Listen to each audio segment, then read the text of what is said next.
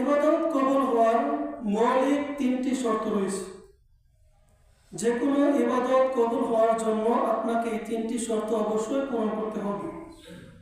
যদি এই তিনটি শর্তের কোনো একটি শর্ত যদি উল্লেখ না থাকে আপনার ইবাদতের মধ্যে, তাহলে সেই ইবাদত কবুল হবে না। তাহলে আসুন জেনে নিন সেগুলো কি। ইবাদত কবুল হওয়ার মৌলিক শর্ত তিনটি। এক নম্বর, আল্লাহ সুবহানাহু ওয়া তাআলার উদ্দেশ্যে সন্তুষ্টি অর্জনের জন্য একমাত্র আল্লাহ সুবহানাহু ওয়া তাআলাকে সন্তুষ্ট করার জন্য করতে হবে যে কোনো ইবাদত, অন্য কারো সন্তুষ্টির জন্য করা যাবে না। আর এই কথাটি পবিত্র কোরআনে সূরা বাইয়িনার 5 নম্বর আয়াতে আল্লাহ বলেন, ওমা উমিরু ইল্লা লিয়াবুদুল্লাহা মুখলিসিনা লাহুদ্দিন। আমি কেবল তোমাদেরকে এই নির্দেশই দিচ্ছি যে তোমরা একমাত্র আমার ইবাদত করো একনিষ্ঠভাবে, খালেস অন্তরে। 2, মুমিন হতে হবে, পরিপূর্ণ ঈমানদার ব্যক্তি হতে হবে। সন্দেহপূর্ণ ঈমানদার হলে চলবে না। আর এ ব্যাপারে সূরা নাহলের 97 নম্বর আয়াতে আল্লাহ সুবহানাহু ওয়া তাআলা বলেন, মান আমিলা সালিহান মিন যাকারিন আও উনসা ওয়া হুয়া মুমিনুন। যে নারী পুরুষ যেই হোক, সে যদি সৎ আমল করে আর সে যদি ঈমানদার হয়, ফালানুহইয়ান্নাহু হায়াতান তাইয়্যিবা, তাহলে আমি অবশ্যই তাকে উত্তম পবিত্র জীবন দান করব। ওয়া নাজজিয়ান্নাহুম আহসানা, এবং তাকে আমি এই উত্তম জীবনের চাইতে পরকালে আজরাহু বিআহসানি, তাকে উত্তম পুরস্কার দেব, আর সেটি অবশ্যই জান্নাত। তাহলে পরিপূর্ণ ঈমানদার হতে হবে যে কোনো ইবাদত কবুল হওয়ার জন্য। সন্দেহপূর্ণ ঈমানদার হলে চলবে না। 3, রাসূল সাল্লাল্লাহু আলাইহি ওয়াসাল্লামের অনুসরণে যে কোনো ইবাদত করতে হবে, অন্য কারো অনুসরণে করা যাবে না। আর এই ব্যাপারে সূরা হাশরের 7 নম্বর আয়াতে আল্লাহ বলেন, ওমা আতাকুমুর রাসূলু ফাখুযুহু ওয়া মা নাহাকুম আনহু ফান্তাহু। যে রাসূল সাল্লাল্লাহু আলাইহি ওয়াসাল্লাম তোমাদেরকে যতটুকু দিয়েছেন, যা দিয়েছেন, তাই তোমরা কি করো? গ্রহণ করো। এবং রাসূল সাল্লাল্লাহু আলাইহি ওয়াসাল্লাম যা তোমাদেরকে নিষেধ করেছেন তা থেকে তোমরা বিরত থাকো। তাহলে ইবাদত কবুল হওয়ার জন্য এই তিনটি শর্ত অবশ্যই যে কোনো ইবাদতের মধ্যে থাকতে হবে। 1 নম্বর, আপনার ইবাদতটি আল্লাহ সুবহানাহু ওয়া তাআলার সন্তুষ্টির জন্য করতে হবে, অন্য কারো সন্তুষ্টির জন্য করা যাবে না। এবং আপনার ইবাদত করার সময় অবশ্যই খালেস অন্তর, একনিষ্ঠ অন্তর, বিনীত সহকারে আল্লাহ সুবহানাহু ওয়া তাআলার প্রতি ইবাদত করতে হবে। 2, আপনাকে অবশ্যই পরিপূর্ণ ঈমানদার ব্যক্তি হতে হবে। সন্দেহপূর্ণ ঈমানদার হলে চলবে না। আর পরিপূর্ণ ঈমানদার তখনই হতে পারবেন যখন আপনি আমলের দিক দিয়ে বেশি উন্নত লাভ করতে পারবেন, বেশি বেশি আমল করতে পারবেন। যারা বেশি বেশি আমল করে, এই শীতের দিন ওযু করা খুবই কষ্ট, কিন্তু তারপরেও যারা ওযু করে 5 ওয়াক্ত সালাত আদায় করছেন, তারা কি ওই ব্যক্তির মতো হবে যে ওযু করে না, নামাজই পড়ে না? অবশ্যই নয়। আর আল্লাহ সুবহানাহু ওয়া তাআলা প্রত্যেক বান্দাদেরকে তার আমল অনুযায়ী মর্যাদা দিবেন দুনিয়াতে এবং পরকালে। এই কথাটি সূরা আহকাফের 19 নম্বর আয়াতে আল্লাহ বলেন, ওয়ালিকুল্লি উম্মাতিন দারাজাত, যে প্রত্যেককে আমি কি করব? মর্যাদা উন্নতি করব তার আমল অনুযায়ী।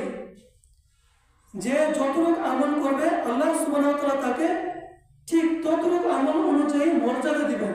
সূরা আহকাফ 19 নম্বর আয়াত। তাহলে যারা এই শীতের দিন অবহেলা করে, শরীরকে বাঁচানোর জন্য ওযু না করে, নামাজ না পড়ে দিন কাটিয়ে দিচ্ছে লেপের তলে, কম্বলের তলে, তারা কি পরকালকে ভয় করে না? যে এখন একটু শীত কষ্ট সহ্য হচ্ছে না, কিন্তু পরকালে যখন আপনাকে গরম দিবেন, কি গরম? ভয়ানক গরম দিবেন, জাহান্নামের আগুন দিবেন, ফুটন্ত পানি দিবেন, টকবক করে আপনার মাথার মগজ কি হতে থাকবে? পড়তে থাকবে। তাহলে সেই জাহান্নামের আগুন, সেই জাহান্নামে জাকুম ফল, ফুটন্ত পানি, এগুলো কি মানুষ চিন্তা ভাবনা করে না? হ্যাঁ, আপনার যদি অজু করার সমস্যা থাকে, যদি আপনার অজু করার সমস্যা থাকে, তাহলে অবশ্যই আপনি তায়াম্মুম করতে পারবেন। আল্লাহ সুবহানাহু ওয়া তাআলা আপনার জন্য সহজ করে দিয়েছেন। ইসলাম ধর্ম কঠিন কিছু নয়, ইসলাম ধর্ম মানুষকে সহজ করে দেন। যেমন সারাদিন 5 ওয়াক্ত মানুষ ফরজ নামাজ আদায় করবে, সারাদিন 5 ওয়াক্ত, সময় লাগে সর্বোচ্চ 1 ঘন্টা। বছরে মাত্র একবার সিয়াম পালন করে আপনার জন্য যথেষ্ট।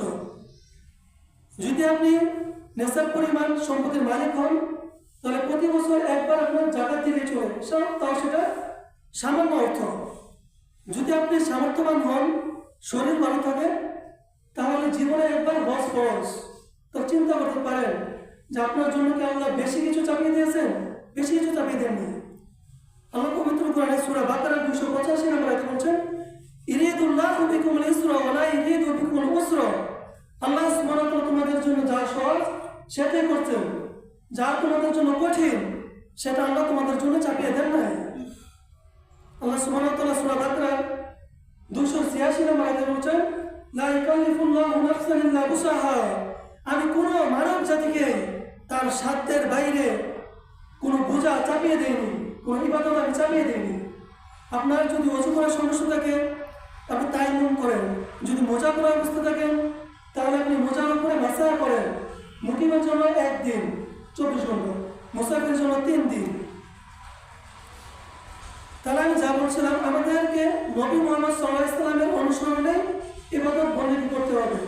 আর এর উপর আল্লাহ সুবহানাহু ওয়া তাআলা বলছেন, আতিউল্লাহ ওয়া আতিউর রাসূল, যে তোমরা আল্লাহ এবং রাসূলকে অনুসরণ করো। তাহলে আমাদের জীবন আদর্শ এবং সমাজ ব্যবস্থাপনা, রাষ্ট্র ব্যবস্থাপনা, আমাদের সাংসারিক ব্যবস্থাপনা, আমাদের সকল ক্ষেত্রে নবী মুহাম্মদ সাল্লাল্লাহু আলাইহি ওয়াসাল্লাম হচ্ছে আমাদের জীবনের আদর্শ। এবং নবী মুহাম্মদ সাল্লাল্লাহু আলাইহি ওয়াসাল্লাম আমাদেরকে যেভাবে যা কিছু শিখিয়েছেন সেভাবে ততটুকু সেভাবে করতে হবে। আর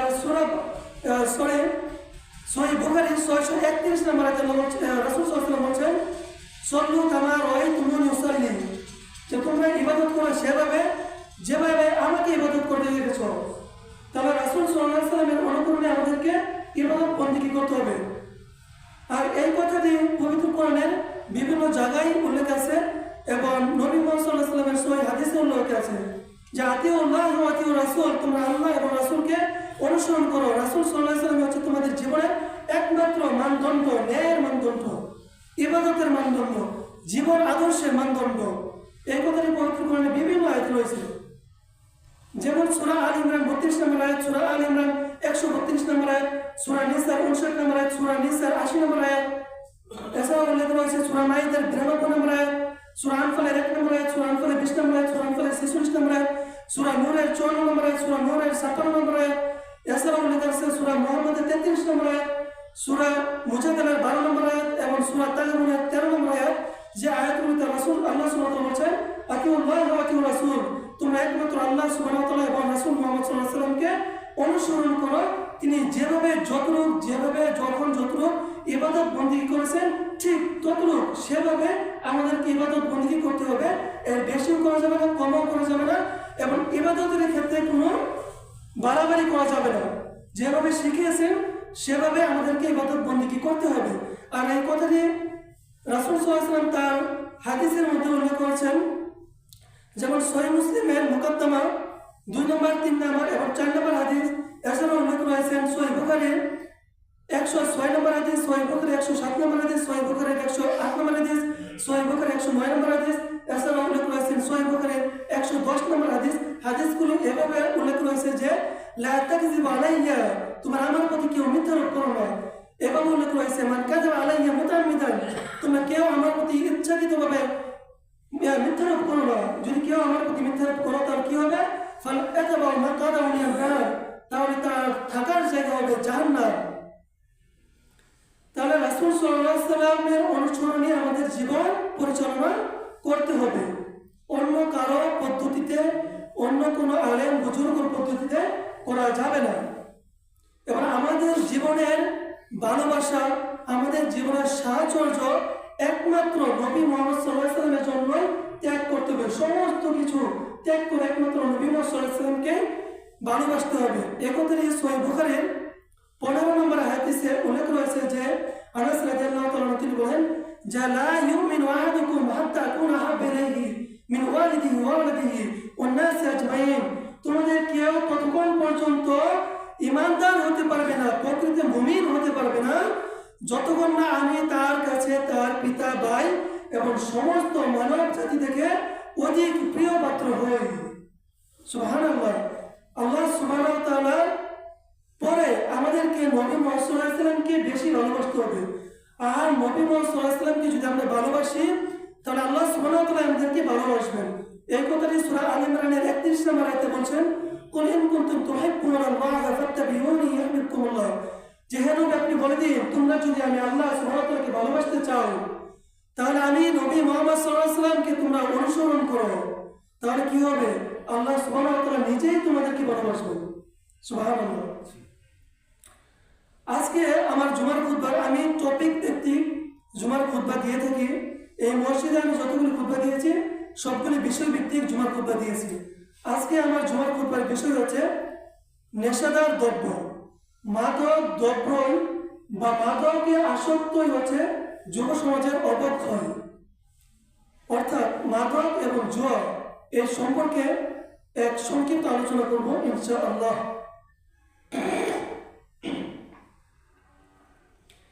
নেশাদার দ্রব্য। নেশাদার দ্রব্য বলতে আমরা বুঝে থাকি যে মদ, গাঁজা, ইয়াবা, ফেন্সিডিল, কিতনায়, এগুলো ছাড়াও আরো নেশাদার দ্রব্য রয়েছে যেগুলো সম্পূর্ণ হারাম।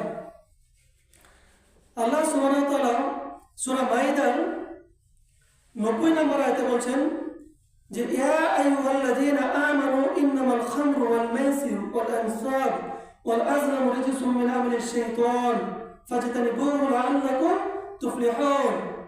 যে ইয়া আইয়ুহাল্লাযীনা আমানু, হে ইমানদারগণ, ইন্নামাল খামরু, নিশ্চয় মদ, ওয়াল মাইসির জুয়া, ওয়াল আনসাব মূর্তি পূজা। এই আনসাব শব্দের অর্থ হয়েছে প্রতিমা।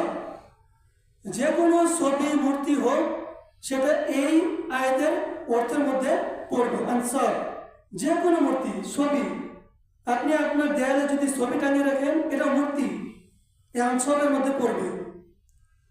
তাহলে ছবি মূর্তি যা কিছু আছে সব কিছুই এগুলি পড়বে। তারপরে বলছেন ওয়াল আজলাম, ভাগ্য নির্ধারণের তীর। ভাগ্য নির্ধারণের জন্য কোনো কোথাও যাওয়া যাবে না। অনেকে কি করে হাতের মাধ্যমে ভাগ্য বলে দেয়, কপাল দেখে ভাগ্য বলে দেয়, এগুলো সম্পূর্ণ শিরক, এগুলোর মধ্যে যাওয়া যাবে না। তাহলে আল্লাহ সুবহানাহু ওয়া তাআলা বলেন ইন্নামাল খামরু ওয়াল মাইসির ওয়াল আনসাব ওয়াল আজলাম, নিশ্চয় মদ, জুয়া, মূর্তি পূজা বা প্রতিমা এবং ভাগ্য নির্ধারণ রিজসুম মিন আমালিশ শাইতান, এগুলো হচ্ছে শয়তানের অপবিত্র কাজ। ফাজতানিবুহু, এগুলো থেকে তোমরা বিরত থাকো। লাআল্লাকুম তুফলিহুন, তাহলে তোমরা কি হতে পারবে? সফলকাম হতে পারবে। তারপর এই আয়াতের 91 নম্বর আয়াতে বলছেন, সূরা মাইদার 91 নম্বর আয়াতে বলছেন যে ইরিদুল্লাহু বিকুম শাইতান, যে শয়তান চায় যে এই মদ, জুয়া, এই মূর্তি পূজা, এই প্রতিমা, এই ভাগ্য নির্ধারণ, এগুলোর মাধ্যমে শয়তান তোমাদের মধ্যে কি করতে চায়? শত্রুতা সৃষ্টি করতে চায়। তাহলে এগুলোর মাধ্যমে মানুষের মধ্যে শত্রুতা সৃষ্টি হয়, হানাহানি, রাহাজানি সৃষ্টি হয়। এটাই স্বাভাবিক হয়, কারণ আজকে দেখা যাচ্ছে যেসব যুবকরা জুয়ায় আসক্ত, মদে আসক্ত, মাদকে আসক্ত, তারা সমাজের মধ্যে খারাপ কাজ করতে দ্বিধাবোধ করে না। সমাজের মধ্যে দ্বিধাবোধ তো করেই না, নিজের পরিবারের সাথেও খারাপ কাজ করতে দ্বিধাবোধ করে না। এই যে কিছুদিন আগে যারা খবর দেখেন তারা জানতে পারবেন যে আমাদের এই যে ত্রিশাল ধানিখোলা বইল এক যুবক জয় আসক্ত টাকার কারণে, টাকা না পেয়ে তার বাবা মাকে খুন করে ওই খাটের তলে লুকিয়ে রেখেছে। শুনেন নাই খবর এগুলি? এই বইল চিন্তা করতে পারেন কত খারাপ, কত নিম্নমানের কাজ, নিজের বাবা মাকে নিজে খুন করে লুকিয়ে রেখেছে। তারপরে এখন জানাজানি হয়ে গেছে, পুলিশ গেছে। চিন্তা করতে পারেন? তাহলে আজকে আপনি আপনার সন্তানকে কোন পথে লালন পালন করছেন? আপনার সন্তানের খোঁজ খবর নিচ্ছেন না। আপনার সন্তান কি করে, কোথায় যায়, এগুলো খোঁজ খবর নিচ্ছেন না। মোবাইলে গেম খেলে, জুয়া খেলে খোঁজ খবর নিচ্ছেন না। আজকাল যুগ হচ্ছে আধুনিক যুগ, মোবাইলে জুয়া খেলছে, মাদকাসক্ত। কিছুদিন পর যখন সমাজের মধ্যে জানাজানি হয়েছে যে আপনার সন্তান এ অবস্থায় পরিণত হয়েছে, তখন কি আপনি বুঝতে পারবেন? এর আগে তো আপনাকে সচেতন হতে হবে, আপনার সন্তানের খোঁজ খবর নিতে হবে। আপনার সন্তান কি করে? গান বাজনায় লিপ্ত, কয়দিন পর বক্স আনে গান বাজনা করে, নাউজুবিল্লাহ। আর আপনি বাবা, কিসের বাবা? আপনি তো বাবা হওয়ার যোগ্যই রাখেন না। যে বাবা তার সন্তানকে সঠিকভাবে লালন পালন করতে পারে না, সে বাবা হওয়ার যোগ্যই নয়। কি চেষ্টা করছেন? সন্তানকে যদি আপনি ভালোভাবে লালন পালন করার চেষ্টা করেন ইসলামের পথে, অবশ্যই সে কিছু না কিছু ভালো পথে থাকবে। হয়তো 100% সে ভালো পথে থাকবে না, কিন্তু আপনি তো চেষ্টা করবেন, চেষ্টাই তো করেন না।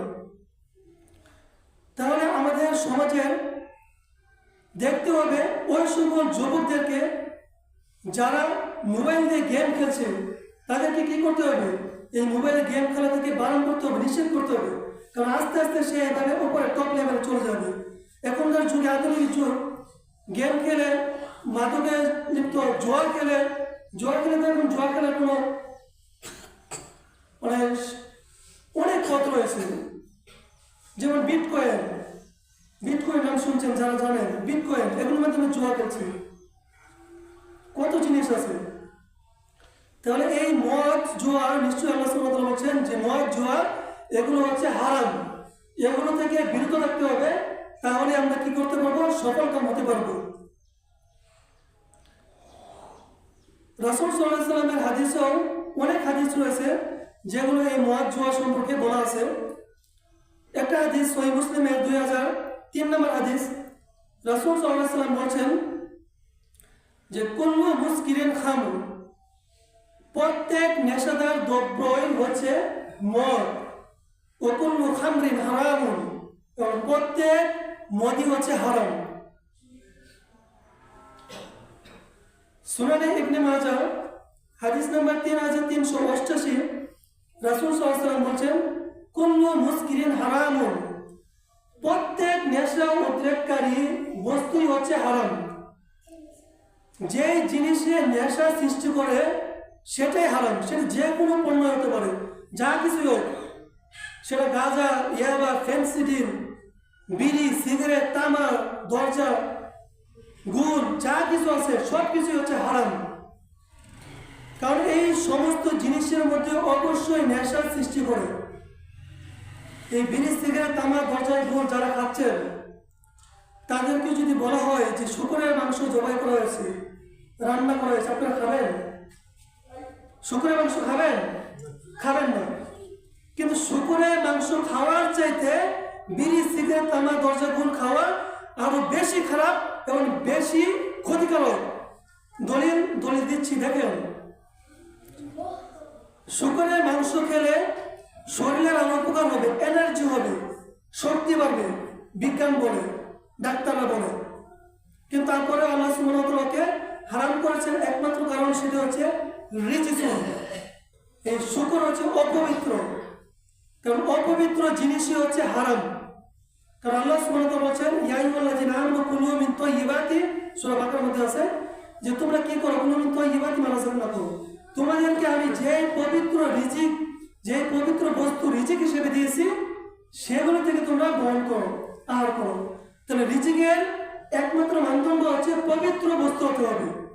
তাই শুকর হারাম হওয়ার একমাত্র কারণ হচ্ছে রিজিসুন, এটা অপবিত্র, এটা গায়ে অনেক প্রচুর গন্ধ, এটা চর্বিতে অনেক গন্ধ, এই জন্য হারাম। কিন্তু এই বিড়ি, সিগারেট, তামাক, দরজা, গুল, এগুলো 4টা কারণ রয়েছে যেগুলো কারণে এটা হারাম। 1 নম্বর কারণ, বিড়ি, সিগারেট, তামাক, দরজা, গুল এগুলো খেলে নিজের ক্ষতি হচ্ছে। এখন কি আপনার সিগারেট প্যাকেটে তো লেখা আছে যে ধূমপান স্বাস্থ্যের জন্য ক্ষতিকর, লেখা আছে না? যারা এটা তৈরি করছে তারাই বলছে এটা ক্ষতিকর। তাহলে যে জিনিস খেলে নিজের ক্ষতি করে সেটা খাওয়া যাবে না। সূরা বাকারার 195 নম্বর আয়াতে এর দলিল। সূরা বাকারা 195 নম্বর আয়াতে বলছেন যে তোমরা নিজেদেরকে ধ্বংসের মধ্যে নিক্ষেপ করো না। এছাড়াও উল্লেখ আছে সূরা নিসা 29 নম্বর আয়াতে বলছেন যে তোমরা নিজেদেরকে হত্যা করো না। চিন্তা করতে পারবেন যে নিজেকে হত্যা করা হচ্ছে হারাম। 2, এই বিড়ি সিগারেট যদি আপনি খান, আপনার পাশে যদি একজন লোক বসে থাকে তাহলে তারও ততটুকু ক্ষতি হয়, যতটুকু আপনি খেয়েছেন তত তারই ক্ষতি হয়, কিন্তু অন্যের ক্ষতি করা যাবে না। সুনান ইবনে মাজার একটা হাদিস রয়েছে, রাসূল সাল্লাল্লাহু আলাইহি ওয়াসাল্লাম বলেছেন লা দরারা ওয়ালা দিরারা, যে নিজের এবং অন্যের ক্ষতি হয় এমন কোনো কাজই করা যাবে না। চিন্তা করতে পারেন তো, 2টা কারণ, অন্যের ক্ষতি হয়, নিজের ক্ষতি হয় বিড়ি সিগারেট খেলে। 3, এটা হচ্ছে রিকসুন, অপবিত্র, কারণ বিড়ি একটি দুর্গন্ধযুক্ত, বিড়ি সিগারেট কি ছড়ায়? দুর্গন্ধ ছড়ায়। তাহলে হচ্ছে অপবিত্র বস্তু, হারাম, খাওয়া যাবে না। 4, এটার মধ্যে অবশ্যই নেশাদার দ্রব্য মিশ্রিত রয়েছে, কারণ বিড়ি সিগারেট তামাক যেমন নেশাদার দ্রব্য দিয়ে তৈরি করা হয়। সুনান ইবনে মাজাহ 3388 নম্বর হাদিস, কুল্লু মুসকিরিন হারামুন, প্রত্যেক নেশা উদ্রেককারী জিনিসই হচ্ছে হারাম, খাওয়া যাবে না। এখন বলতে পারবেন যে এটা তো বেশি খেলে হারাম, ঠিক আছে বুঝছি, বেশি খেলে মাথা নয়, কিন্তু কম খেলে তো সমস্যা নেই। জি, কম খাওয়া হচ্ছে হারাম। দলিল হচ্ছে সুনানে আবু দাউদ হাদিস নাম্বার 3681 নম্বর হাদিস। আমি যে হাদিসগুলো থেকে বলছি সবগুলো সহিহ হাদিস, সবগুলোই শেখ নাসিরউদ্দিন আলবানী রাহিমাহুল্লাহ তাহকিককৃত, সবগুলো সহিহ হাদিস। তাহলে সুনানে আবু দাউদ 3681 নম্বর হাদিসে বলছেন মা আসকারা কাসীরুন ফাকালিলুহু হারামুন, যে জিনিস বেশি পরিমাণে পান করলে নেশা উদ্রেক করে সেই জিনিস ফাকালিলুহু হারামুন, সেই জিনিস অল্প পরিমাণও হচ্ছে হারাম, তার অল্প পরিমাণও হারাম। চিন্তা করতে পারবেন সিগারেট, বিড়ি, দরজা গোল, চামা যা আছে সবকিছু 4টা কারণে হারাম, আর শুকরের মাংস মাত্র 1টা কারণে হারাম। অথচ মানুষ, মুসলিম সমাজ শুকরের মাংস না খেয়ে বিড়ি, সিগারেট, তামাক, দরজা গোল খাচ্ছে অহরহ। নামাজ পড়ছে, বিড়ি, সিগারেট, তামাক, দরজা গুলো খাচ্ছে, হুজুরেরাও খাচ্ছে, হুজুরের পানের সাথে জর্দা খাচ্ছে। চিন্তা করতে পারেন হুজুরকে এসব হাদিস পড়ে নাই। আমি বলে দেখি হুজুরে এসব হাদিস পড়বে কিভাবে? হুজুর তো মুখে মুখে শুনে শুনে আলেম হয়ে গেছে, হাদিস কোরআন পড়ে পড়ে আলেম হয়ে নেই। আর এরা একটা বিষয় জানার জন্য আপনাকে পড়তে হবে, কারণ ইসলাম ধর্মের প্রথম ওহী হচ্ছে ইকরা, পড়ো। পড়ার আদেশ দিয়েছেন, শোনার আদেশ দেয়নি। শুনবে তারা যারা মূর্খ, যারা পড়তে পারে না, কিন্তু যারা পড়তে পারে তাদেরকে পড়তে হবে। অনেক হুজুরাই সহিহ বুখারী পড়ে নেয়। সহিহ বুখারীতে 7563টা হাদিস রয়েছে, খুলেও দেখে নেয়, শুরু থেকে শেষ পর্যন্ত পড়ে নেয়, জিজ্ঞেস করেন গিয়ে। সহিহ মুসলিমে হাদিস রয়েছে প্রায় 7553টা হাদিস, সহিহ মুসলিমও গিয়ে পড়ে নেয়। সুনান আবু দাউদ পড়ে নেয়, সুনান তিরমিজি, ইবনে মাজাহ, নাসাই, মুসনাদ আহমদ, মুওয়াত্তা মালিক, সুনান দারিমি, সহিহ ইবনে খুজাইমা, সহিহ ইবনে হিব্বান, সুনান বাইহাকি, রিয়াজুস সালিহিন, আদাবুল মুফরাদ, বুলুগুল মারাম, আল-লুলু ওয়াল মারজান, কত কিতাব রয়েছে। হাদিসগুলো খুলেও দেখে নেয়, খুলবে কিভাবে? বই তো কিনে নেয়, অথচ কত হাজার হাজার টাকা খরচ করছে অযথা। কিন্তু একটা হুজুরের বাড়িতে গিয়ে দেখতে পাবেন কোনো বই নেই, হাদিসের কিতাব নেই, ফিকের কিতাব নেই। ফিকের কিতাব অবশ্যই পড়তে হবে। ফিকি মানে বুঝে থাকি আমরা কি, যে হানাফি ফিকে? জি না, ফিকি মানে হচ্ছে কোরআনের সূক্ষ্ম বুঝ। কারণ আল্লাহ সুবহানাহু ওয়া তাআলা রাসূল সাল্লাল্লাহু আলাইহি ওয়াসাল্লামের মাধ্যমে বলছেন, এই হাদিসটি উল্লেখ আছে সহিহ বুখারীর 71 নম্বর হাদিস। রাসূল সাল্লাল্লাহু আলাইহি ওয়াসাল্লাম বলছেন যে ইরিদুল্লাহু, যে আল্লাহ সুবহানাহু ওয়া তাআলা তোমাদের যার কল্যাণ চান তাকে দ্বীনের ফিকি জ্ঞান দান করেন, ফিকি জ্ঞান দান করেন। আর কুরআন এবং সহিহ হাদিস অনুযায়ী সবচেয়ে সহিহ ফিকের কিতাব হচ্ছে সহিহ ফিকি ওয়াস সুন্নাহ। যেটি লেখক হচ্ছেন আবু মালিক কামাল বিন আস-সাইদ সালিম। এই কিতাবটি সবাই পড়ার চেষ্টা করবেন। এছাড়াও সবচেয়ে সুন্দর এবং সাবলীল ভাষায় একটি ফিকহ কিতাব রয়েছে, এটা সবাই পড়তে পারবেন, সবার জন্য ভালো হবে। এটার মধ্যে প্রায় 32,000 মাসলা মাসাইল রয়েছে। এটি মোহাম্মদ ইবনে ইব্রাহিম আত-তুওয়াইজিরি রাহিমাহুল্লাহ লেখা কিতাব, যেটা বাংলায় অনুবাদ হয়েছে। আবু আহমদ সাইফুদ্দিন বিলাল মাদানী অনুবাদ করেছেন। নাম হচ্ছে কুরআন ও সহিহ হাদিসের আলোকে সহিহ ফিকহ, এটা পড়বেন। এছাড়াও আরেকটি কিতাব রয়েছে আল-লুবাব, এটা হচ্ছে সুবাইহ ইবনে হাসান হাল্লাকে লেখা। এই 3টে কিতাবই পড়বেন। আমি 3টি কিতাবই পড়েছি, সহিহ বুখারী, মুসলিম, তিরমিজি, আবু দাউদ, নাসাই, ইবনে মাজাহ, প্রত্যেকটি কিতাব শুরু থেকে শেষ পর্যন্ত হাদিসগুলো আমি অধ্যয়ন করেছি। আল্লাহ সুবহানাহু ওয়া তাআলা সেই তৌফিক আমাকে দিয়েছেন। তো যা বলছিলাম, এই মাদক দ্রব্য সমাজের অবক্ষয়ের কারণ। কারণ আজকাল সমাজে দেখা যাচ্ছে ছোট ছোট বাচ্চারা, ছোট ছোট ছেলেরাই বিড়ি সিগারেট খাচ্ছে। চিন্তা করতে পারবেন, কোনো মান্যগণ্য নেই। মোবাইলে গান বাজনা করছে, জোরে জোরে সাউন্ড দিয়ে বক্স বাজাচ্ছে, কোনো মান্যগণ্য নেই। অথচ আমাদের লেভেলে যারা ছিলাম, আমাদের বেসে যারা ছিলাম, যেসব প্রমাণ ছিলাম, সেগুলো সমাজের মহিমরূপীদেরকে অনেক সম্মান করতাম। যেমন কয়েকটা নাম বলি, আমি, আবু বকর, হাবিবুর, সুজন, এরকম কয়েকজন আমরা ছিলাম, যেগুলো সমাজের মহিমরূপীদেরকে আমরা সম্মান করতাম। কোথাও বসে থাকলে মহিমরূপী গেলে আমরা উঠে পড়তাম, তাদেরকে বসার জন্য জায়গা করে দিতাম। আর আজকাল যুগের ছেলেমেয়েরা এত খারাপ, এত নিম্নমানে চলে গেছে যে সম্মান তো দূরের কথা, তারা জোরে জোরে বক্স বাজিয়ে গান বাজনা করছে। চিন্তা করতে পারবেন কত কত অধতলে চলে গেছে সমাজের এইসব ছেলেরা। আর এর কারণ হচ্ছে বাবা মা। কারণ বাবা মা তাকে সুশিক্ষায় গড়ে তুলে নেয়। বাবা মা মনে করে কি যে জেনারেল শিক্ষিত করবো, তাকে ডাক্তার, ইঞ্জিনিয়ার, ব্যারিস্টার বানাবো, তাহলে কি হবে, সে বড় মানের চাকরি করবে, বড় অ্যামাউন্ট পাবে, তার ভবিষ্যৎ উজ্জ্বল। খুব ভালো চিন্তা, তার ভবিষ্যৎ উজ্জ্বল নাকি অনুজ্জ্বল সেটা আপনি কি করে জানবেন? কারণ ভবিষ্যৎ উজ্জ্বল না অনুজ্জ্বল সেটা জানার মালিক তো একমাত্র আল্লাহ সুবহানাহু ওয়া তাআলা। আর এই যে আপনি সন্তানকে তৈরি করে গেলেন, ডাক্তার, ইঞ্জিনিয়ার, জজ, ব্যারিস্টার বানালেন, আপনার মৃত্যুর পরে আপনার সন্তান তো আপনার জন্য জীবনে দোয়াও করবে না। এই যে এত অর্থ সম্পদ বানিয়ে দিলেন, ঘর বানিয়ে দিলেন, ফাউন্ডেশন করে জায়গা করে দিলেন, বাড়ি করে দিলেন, আপনার সন্তান কি মৃত্যুর পর আপনার জন্য দোয়া করবে? জীবন এই যে কবর আড়া করে দিয়ে রাখবে, কিন্তু কখনো আপনার কবরে জিয়ারত করবে না। দেখেন এখন দেখা যাচ্ছে অনেকেই, আপনার মৃত্যুর সময় তো দূরের কথা, আপনার যখন বার্ধক্য উপনীত হবেন তখনই তো আপনার সেবা যত্ন করবে না। তখন আপনাকে কি করবে? একটি ঘরের মধ্যে বিছানা করে দিবে, সে চলে যাবে লন্ডন, সে চলে যাবে ঢাকা, সে বছরে বছর আপনার জন্য টাকা পাঠাবে, মাসে মাসে আপনার জন্য টাকা পাঠাবে।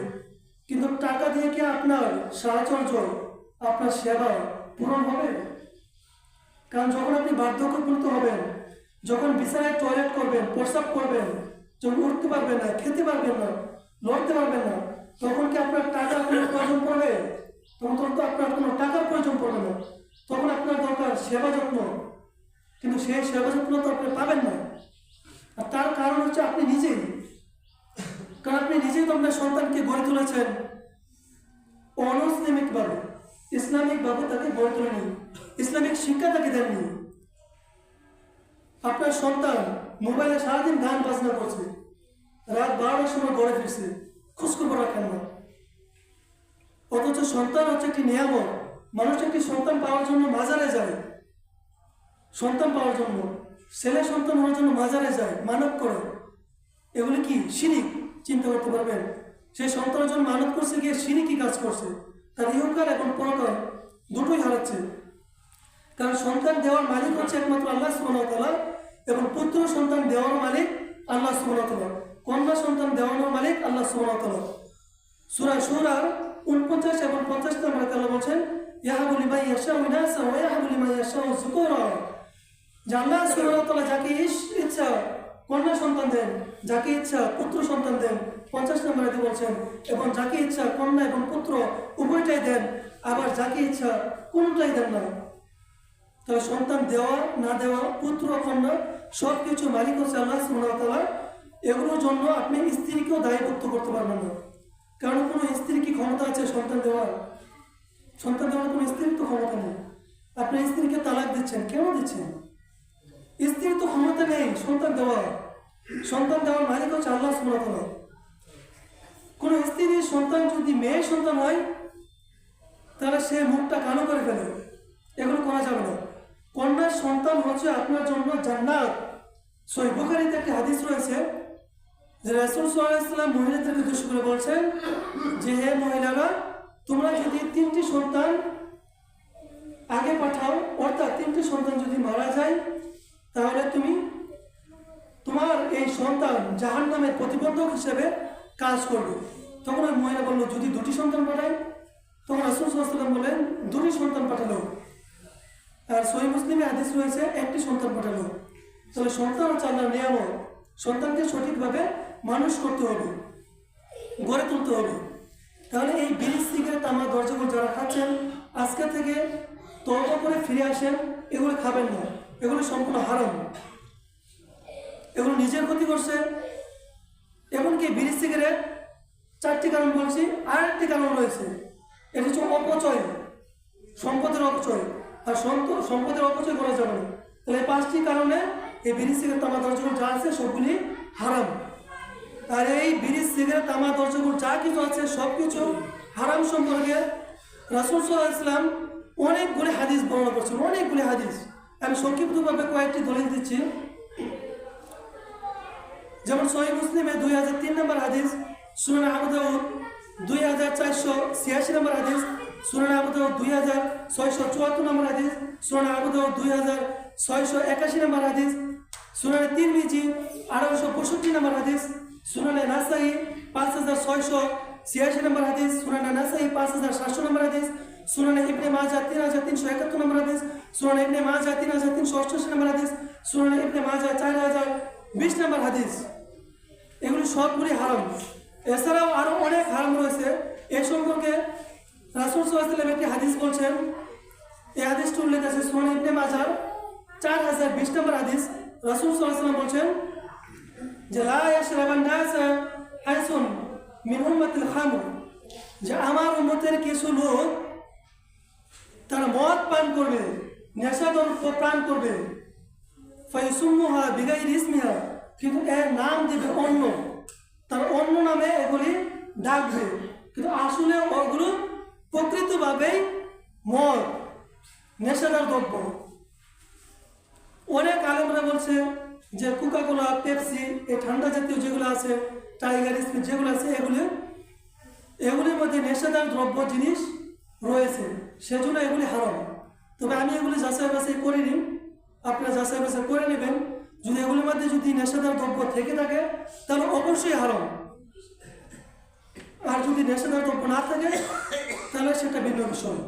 কিন্তু নেশাদার দ্রব্য যদি থেকে থাকে তাহলে আপনারা নেটে সার্চ দিবেন, যাচাই বাছাই করে নেবেন যে এগুলো কি পদার্থ, উপাদান দিয়ে তৈরি করা হয়েছে, কোনটা কি দিয়ে তৈরি করা হয়েছে, যাচাই বাছাই করে নেবেন নিজেরাই। যদি দেখেন নেশাদার দ্রব্য মিশ্রিত রয়েছে তাহলে অবশ্যই সেগুলো থেকে বিরত থাকার চেষ্টা করবেন। কারণ এই নেশাদার দ্রব্যই এই পৃথিবীতে আল্লাহর গজব ডেকে আনছে। কারণ আল্লাহ সুবহানাহু ওয়া তাআলার গজব এই নেশাদার দ্রব্যের মাধ্যমে, এই মদ পানের মাধ্যমে হচ্ছে। আর এরকম একটি হাদিস রাসূল সাল্লাল্লাহু আলাইহি ওয়াসাল্লাম বলেছেন, হাদিসটি উল্লেখ আছে সুনান তিরমিজি 2212 নম্বর হাদিস।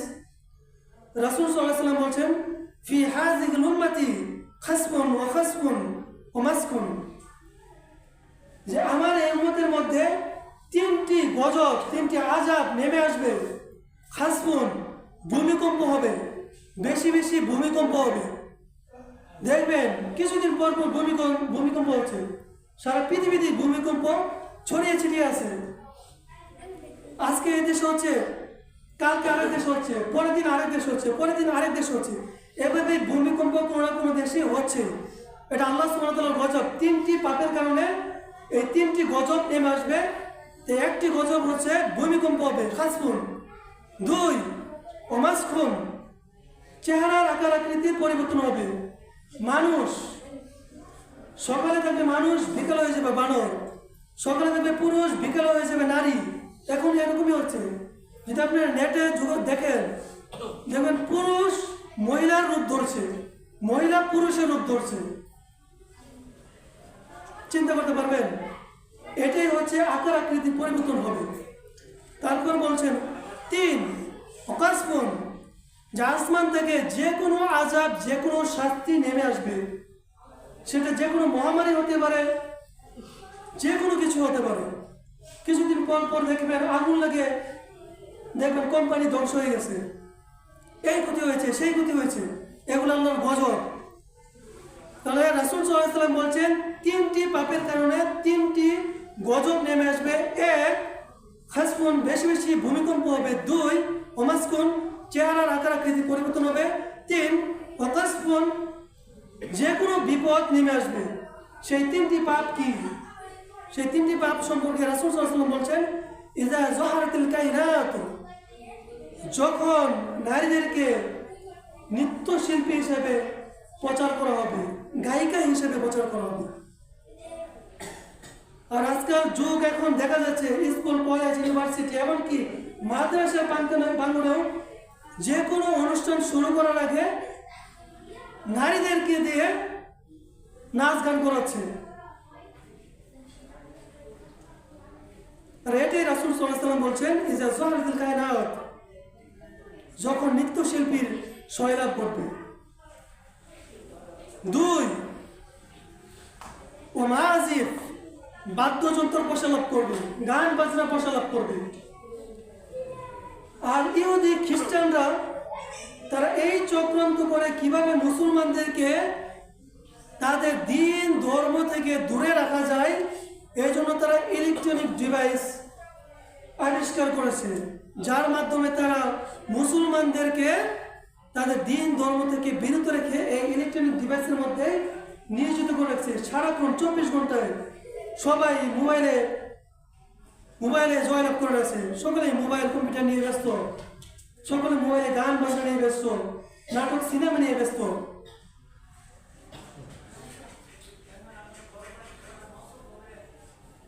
তাহলে রাসূল সাল্লাল্লাহু আলাইহি ওয়াসাল্লাম বলছেন যে বেশি বেশি বাদ্যযন্ত্র প্রসালাপ করবে, গান বাজনার প্রসালাপ করবে।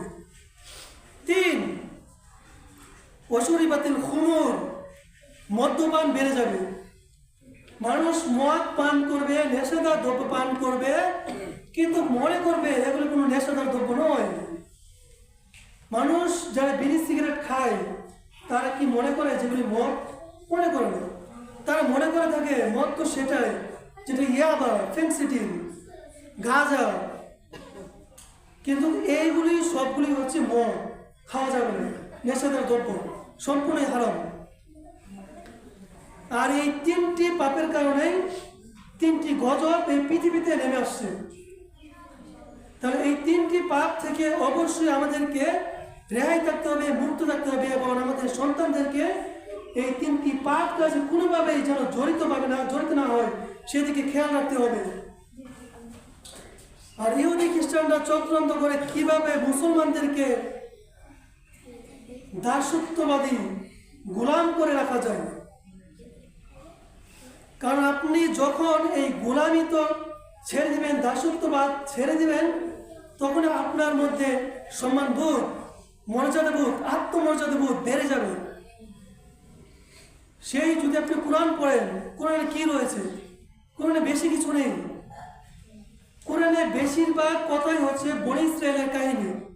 বনী ইসরায়েলের কাহিনী কি বলছে আল্লাহ সুবহানাহু ওয়া তাআলা? কাহিনীতে কি বলছে? কাহিনী এজন্যই বলছে যে বনী ইসরায়েল এমন একটি যুগ যেখানে ফেরাউন সকল মানুষকে তিনি দাসত্ববাদী গোলাম করে রেখেছিল। ফেরাউনের গোলাম করে রেখেছিল এই দাসত্ববাদ।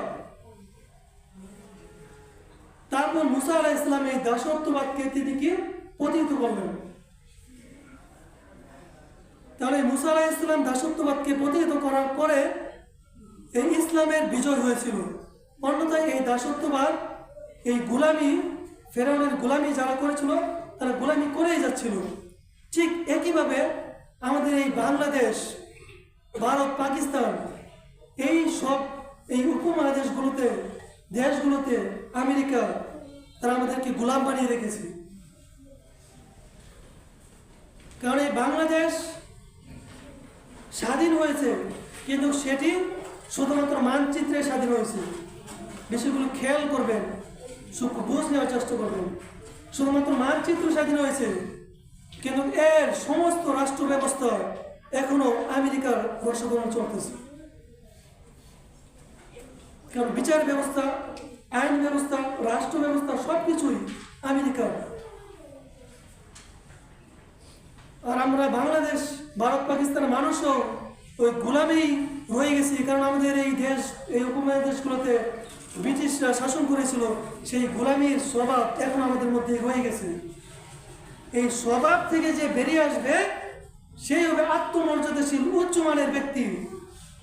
আর এই বাংলাদেশে যদি বর্তমানে কাউকে উদাহরণ হিসেবে দেওয়া যায়, সেটি হচ্ছে শরীফ ওসমান হাদি, যার আত্মমর্যাদা এত উঁচু মানের হয়েছিল, যাকে মানুষ বাঁচতে দেয়নি, খুন করে ফেলেছে। কারণ যখনই আপনি আত্মমর্যাদাশীল বেশি হয়ে যাবে, তখন আপনার বাঁচার রাস্তা বন্ধ হয়ে যাবে বেশিরভাগ ক্ষেত্রে। কারণ তখন আপনার শত্রুতা বেড়ে যাবে। তো আমাদের সকলকে এই আত্মমর্যাদা বাড়াতে হবে। একমাত্র আল্লাহ সুবহানাহু ওয়া তাআলার জন্য ইবাদত বন্দেগী করতে হবে। আল্লাহ সুবহানাহু ওয়া তাআলাকে ভয় করতে হবে, অন্য কাউকে ভয় করা যাবে না। আল্লাহ সুবহানাহু ওয়া তাআলা বলছেন, ফালা তাখাফুহুম ওয়াখাফুনি, যে তোমরা তাদের কাউকে ভয় করো না, একমাত্র আমি আল্লাহ সুবহানাহু ওয়া তাআলাকে ভয় করো। কারণ আমাদের মৃত্যু যেদিন লেখা আছে সেদিনই তো আমরা মারা যাবো। আমাদের ভাগ্যে যা লেখা আছে সেদিনই আমরা, সে যা কিছু আছে তা কিছু আমাদের ভাগ্যে ঘটবে। তাহলে আমরা আমাদের মৃত্যুকে কেন ভয় করি? আমরা কেন আত্মমর্যাদাশীল হই না? কারণ আমরা মৃত্যু তো ঠেকাতে পারবো না। মৃত্যু আল্লাহ সুবহানাহু ওয়া তাআলা যেদিন লিখে দিয়েছেন সেদিনই আমরা মারা যাব। যেমন সূরা আল ইমরান 145 নম্বরে বলছেন, যার মৃত্যু যখন লেখা আছে তখনই হবে। সূরা লুকমানের 34 নম্বরে বলছেন, যার মৃত্যু যেই স্থানে লেখা আছে সেই স্থানে গিয়ে সে মৃত্যুবরণ করবে। তাহলে মৃত্যু আমরা ঠেকাতে পারবো না, কিন্তু আমাদের আত্মমর্যাদা বোধ নেই, কমে গেছে। এই আত্মমর্যাদা বোধ আমাদেরকে বাড়াতে হবে। সম্মানিত মুসলিম, আজকে আমি জুমার খুতবা দিয়েছিলাম নেশাদার দ্রব্য। এই নেশাদার দ্রব্য থেকে সকলকেই বিরত থাকতে হবে, তা না হলে কিন্তু আপনার জীবন ধ্বংস, ইহকাল ধ্বংস, পরকাল ধ্বংস। আপনি নেশাদার দ্রব্য পান করবেন আর নামাজ পড়বেন, রোজা রাখবেন, সামনে রোজা আসছে, এগুলো কোনো কাজে আসবে না। কারণ ইবাদত কবুলের একটি শর্ত হচ্ছে হালাল রুজি। এটা নিয়ে অনেক মতবাদ রয়েছে, তবে হালাল রুজি অবশ্যই আপনাকে গ্রহণ করতে হবে, পবিত্র রিজিক আপনাকে গ্রহণ করতে হবে। তাহলে আজকের পর থেকে যারা বিড়ি, সিগারেট, তামাক, জর্দা, গুড় খাচ্ছেন, সকলে এগুলো থেকে তওবা করে ভালো হয়েছেন। তওবা মানে হচ্ছে ফিরে আসা, যে এই কাজ আমি আর করবো না। হে আল্লাহ, তোমার কাছে আমি ক্ষমা চাচ্ছি, বিগত দিনে যা কিছু করছি সেই জন্য তোমার কাছে ক্ষমা চাচ্ছি। আমি এই জিনিসগুলো আর জীবনেও করবো না। এখন আমি তওবা করে তোমার কাছে ফিরে আসছি।